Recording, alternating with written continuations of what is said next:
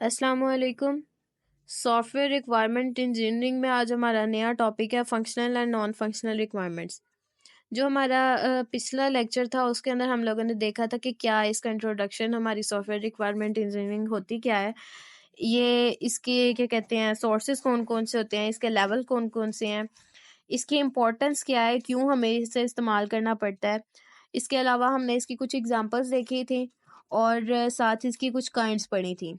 वो काइंड सिर्फ डेफिनेशन की हद तक थी, इसलिए आज हम लोग ये देखेंगे कि किस तरह से उन काइंड्स को हम फर्दर डिफाइन कर सकते हैं अगर लॉन्ग क्वेश्चन में आ जाता है तो सबसे पहले काइंड थी हमारे पास फंक्शनल रिक्वायरमेंट। तो हम इसे देख लेते हैं। डेफिनेशन इसकी क्या है कि व्हाट, सबसे पहले तो इन्होंने व्हाट लिखा है जिससे हमें पता चल जाएगा कि हम लोग इसमें क्या कहना चाह रहे हैं। Functional requirement describe what a system और प्रोडक्ट शुड डू। यहाँ पर ये वर्ड साथ कीवर्ड हाईलाइट करने का यही मकसद है ताकि आपको इजीली याद रहे कि फंक्शनल रिक्वायरमेंट कौन सी थी और नॉन फंक्शनल कौन सी थी। ये ज्यादातर क्या हो जाती है, मिक्स हो जाती हैं। Functional requirements describes what a system do. अगर ये डिस्क्राइब कर रही है कि सिस्टम क्या करेगा तो नॉन फंक्शनल क्या करेंगी, जाहिर सी बात है फिर वो ये डिफाइन करेंगे कि वो कैसे करेगा।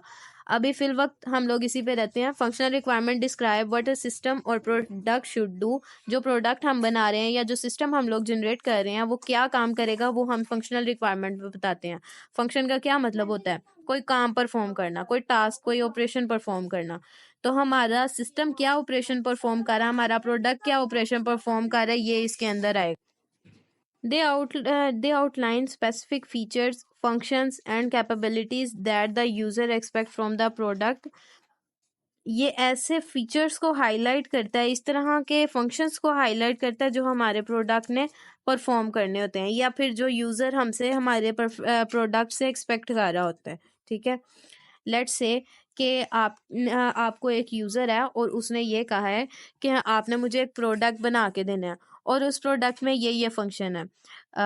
लेट्स से कि हम कहते हैं कि वो लाइब्रेरी मैनेजमेंट का फंक्शन है, तो वो चाहता है कि इसके अंदर मेंबरशिप जिसकी मैंने लेनी है उसको गैदर करने का एक फंक्शन हो, जो मुझसे बोरो करेगा बुक उसका एक फंक्शन हो, मुझे लैंड करने का एक फंक्शन उसके अंदर चाहिए, पूरी वेबसाइट जो बनी हुई है उसके अंदर। ठीक है, तो अब अगर एक जो डेवलपर है उसने उसे वो चीज बना के दे दिया है, लेकिन लेट्स से कि उसके पास फाइन पे करने का फंक्शन उसने नहीं बना के दिया, तो वो कहेगा देखो इसकी डेट ज्यादा हो गई है, इसने ज्यादा देर बुक बोरो की है, लेकिन इसने तो फाइन ही नहीं पे किया, या ये फाइन पे नहीं कर पा रहा, या ये फंक्शन ही नहीं है। तो जाहिर सी बात है जिसमें वो फंक्शन नहीं होगा आपका वो प्रोडक्ट ही यूजेबल नहीं रहा, उसके अंदर फॉल्ट आ गया।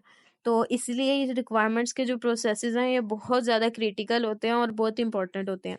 अब इसका पर्पस क्या है, जाहिर सी बात है हमने बताया ना व्हाट अ सिस्टम डू, तो इसका पर्पस भी क्या है, to define the core functionalities and actions that product must perform to meet user need. User की नीड को फुलफिल करने के लिए वो फंक्शनैलिटीज और एक्शंस को क्या करता है, डिफाइन करता है। कौन, फंक्शनल रिक्वायरमेंट। और बिजनेस के ऑब्जेक्टिव्स को भी। क्यों, क्योंकि फंक्शनल रिक्वायरमेंट किसी भी चीज़ की हो सकती हैं, वो किसी एक सिंपल ऑर्गेनाइजेशन की, किसी एक स्पेसिफिक बिजनेस की, या फिर मल्टीपल ऑर्गेनाइजेशन मल्टीपल बिजनेसेस की हो सकती हैं। तो यही इसका क्या होता है, पर्पस होता है।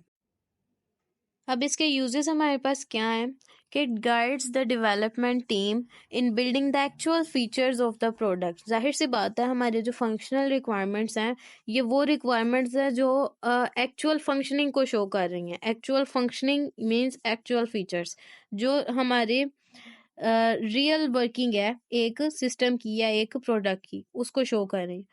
हेल्प करती हैं स्टेक होल्डर्स की to understand what a product will do. अब सिर्फ डेवलपमेंट टीम का तो ये काम नहीं ना होता कि वो ये देखे कि हमारा जो यूजर ने मुझे प्रोडक्ट बनाने का कहा है उसके अंदर मैंने ये फीचर ऐड करना है, बल्कि यूजर के अलावा जो बाकी के जितने भी लोग हैं जो उस सिस्टम के साथ या जो उस प्रोडक्ट के साथ इंटरेक्ट करेंगे उन्हें भी समझ आनी चाहिए कि ये हमारे पास सिस्टम क्या क्या फंक्शन परफॉर्म कर रहा है। अब मुझे आप एक बात बताएं, जब आपने कोई एक वेबसाइट इस्तेमाल करनी होती है तो क्या आपको कोई आके बताता है कि ये वेबसाइट ये काम करेगी? नहीं। क्यों? क्योंकि आपकी रिक्वायरमेंट है, आपने उसके मुताबिक ही चीज सर्च की है कि मैं ये फंक्शन परफॉर्म करना चाहता हूँ तो मुझे इस तरह की कोई वेबसाइट चाहिए, वो आपको वैसे परफॉर्म करने वाली वेबसाइट खोल के दे देता है कि ये वाला फीचर परफॉर्म करेगी जो आपको चाहिए। इसी तरह अगर आपने कोई स्पेसिफिक फंक्शन के लिए कोई ऐप करनी होती है तो आप वो ऐप ढूंढते हैं जो उस फीचर के ऊपर पूरा उतर रही होती है। तो ये जो जितने भी स्टेक होल्डर, जितने भी आउट यूजर्स होते हैं, वो भी क्या करते हैं, इस चीज से फायदा उठाते हैं। अब इसकी एग्जांपल हमारे पास क्या है, फॉर अ मैसेजिंग ऐप। एक ही हमारे पास एग्जांपल आई है मैसेजिंग ऐप की, जहां पर user can send text messages to each other, जहां पर दो यूजर एक दूसरे को क्या करते हैं, मैसेज एक्सचेंज करते हैं। इसके अलावा दूसरी हमारे पास एक ई कॉमर्स की वेबसाइट है जहां पर ऑनलाइन डिजिटल मार्केटिंग वगैरह का होता है काम। तो वहां पर क्या आ रहा है कि customer can add products to their shopping carts. तो ये कस्टमर ऐड कर रहा है शॉपिंग कार्ट पे, ठीक है। तो यहाँ पर हम लोग कोई फंक्शन परफॉर्म कर रहे हैं, तो उस चीज को ये शो करेगा। अब अगर हमने एक प्रोडक्ट को बनाना हो सिर्फ फंक्शनल रिक्वायरमेंट को यूज करते हुए, तो क्या ये पॉसिबल है या नहीं, इस क्वेश्चन में हम लोग ये देख रहे हैं। इस पॉइंट में building a product you need both functional and non functional requirement. आपको फंक्शनल और नॉन फंक्शनल दोनों रिक्वायरमेंट्स की जरूरत पड़ती है जब आपने कोई एक स्पेसिफिक प्रोडक्ट बनाना होता है, ताकि आप लोग कोई काम इफेक्टिवली परफॉर्म कर सकें। क्यों? क्योंकि मैंने अभी कहा कि फंक्शनल रिक्वायरमेंट्स जो हैं वो स्पेसिफिक फंक्शंस बताती हैं, और नॉन फंक्शनल रिक्वायरमेंट्स उन फंक्शंस को कैसे परफॉर्म करना है ये बताती हैं। तो जब तक आपसे सिस्टम को यही कहते जाओगे तुमने ये करना, तुमने ये करना, तुमने ये करना, वो काम तो नहीं ना परफॉर्म करेगा जब तक आप उसे ये नहीं बताओगे कि कैसे परफॉर्म करना है।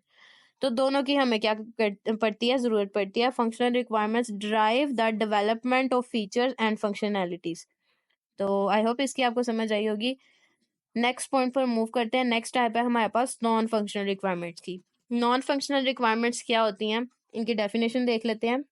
जैसे हमारे पास लास्ट टाइम में कीवर्ड था व्हाट, नॉन फंक्शनल रिक्वायरमेंट्स के लिए हमारे पास कीवर्ड है how. Non functional requirements define how well the system perform, यानी कि कितने अच्छे तरीके से वो कोई टास्क परफॉर्म कर सकता है। जो फंक्शंस हम लोगों ने फंक्शनल रिक्वायरमेंट में बता दी हैं, डिफाइन कर दी हैं, उनको कितने अच्छे तरीके से वो सिस्टम परफॉर्म कर रहा है, ये किस चीज में आती है, नॉन फंक्शनल रिक्वायरमेंट में आते हैं। ये स्पेसिफाई कर देती हैं उस क्राइटेरिया को जिसके अंदर वो सिस्टम वो वर्किंग परफॉर्म कर रहा होता है, उस क्राइटेरिया को जिसको हम लोग जज कर सकते हैं, जिसको हमारा सिस्टम जज कर सकता है, या जिसकी बेस पर हमारा सिस्टम जज किया जा सकता है। They specify criteria that are used to judge the operation of a system rather than specific behavior। यानी ये कोई एक बिहेवियर को शो नहीं करता, बल्कि ओवरऑल वर्किंग, ओवरऑल परफॉर्मेंस जो होती है उसको शो कर रहा होता है। इसका पर्पस क्या होता है कि ये इंश्योर करता है कि सिस्टम जो है वो अपनी क्वालिटी को मीट भी कर रहा है या नहीं, ठीक है। आपका जो आपने प्रोडक्ट बनाया है वो क्वालिटी बेस है या नहीं, उसकी क्वालिटी एश्योरेंस कितनी है, वो किस हद तक चल सकता है, उसकी लाइफ टाइम कितनी है, ये उन सारी चीजों को क्या करता है, डिफाइन करता है। इसके अंदर क्या क्या कुछ आ सकता है, उसकी परफॉर्मेंस, उसकी यूजेबिलिटी, उसकी सिक्योरिटी, उसकी रिलायबिलिटी, ये सारा कुछ बहुत इंपॉर्टेंट है किसी भी सिस्टम के सक्सेसफुल कंप्लीशन के लिए, ठीक है।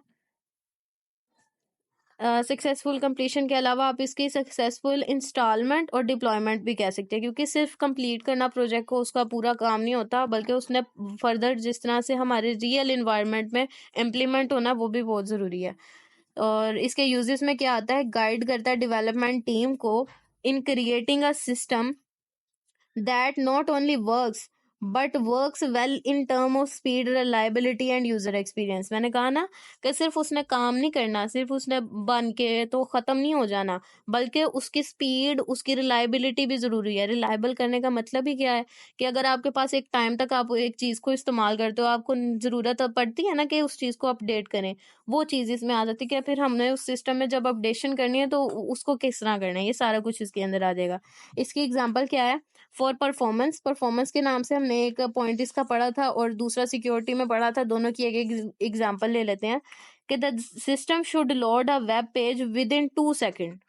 आपने एक वेब पेज ओपन किया है, ठीक है, तो वो वेब पेज अगर 5 सेकेंड के बजाय 2 सेकेंड में ओपन होता है तो वो ज्यादा कन्वीनियंट है ना आपके लिए, आपका टाइम सेव हो रहा है। इसी तरह जो सॉफ्ट फॉर सिक्योरिटी में आप कह सकते हैं कि यूजर डाटा जो है वो इंक्रिप्ट करके फिर ट्रांसमिट किया जाए, तो ये आपका डाटा को सिक्योर कर देता है। आपका डाटा ट्रांसफर होने से पहले कोडेड फॉर्म में जाता है, और फिर पहुंचने से पहले भी वो इन डिकोड होकर पहुंचता है। तो ये सारा कुछ भी क्या है, इसके अंदर आता है नॉन फंक्शनल रिक्वायरमेंट्स में।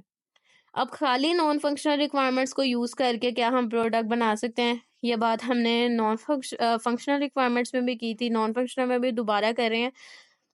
नॉन फंक्शनल रिक्वायरमेंट्स क्रूशियल ज़रूर होती हैं, एक प्रोडक्ट को बिल्ड करने के लिए, लेकिन ये इनफ नहीं होती। हमें अपने सारे फीचर्स जो उनसे हैं वो कहाँ से पता चलते हैं? जो जितने भी सारे एक्चुअल फंक्शन हैं, वो तो पता ही फंक्शनल रिक्वायरमेंट से चलते हैं। इस वजह से हमारी फंक्शनल और नॉन फंक्शनल रिक्वायरमेंट जब तक आपस में इकट्ठी नहीं हो जाती, तब तक हम अपने जो नेसेसरी स्टैंडर्ड्स हैं, जैसे कि परफॉर्मेंस, सिक्योरिटी और यूज़र एक्सपीरियंस खास तौर पर, हम इन्हें अचीव नहीं कर सकते। तो ये हमारा टॉपिक था। ये बेसिकली एक पूरा लॉन्ग है, आप देख सकते हैं किस तरह से इसके अंदर पॉइंट्स बने हुए हैं, ठीक है? आपने इनको इसी तरह से कवर करना है। अगर आप इसको लिखना चाहें तो आप इसके लिख के लेंथ भी बना सकते हैं। इसमें कोई डायग्राम एंटर करना चाहें आप वो भी कर सकते हैं। तो आगे फर्दर इनकी टाइप्स भी हैं, इनके नेम्स भी लिख सकते हैं। तो ये काफ़ी लेंथी हो जाएगा। इंशाल्लाह ये भी आपको समझ आ गई होगी।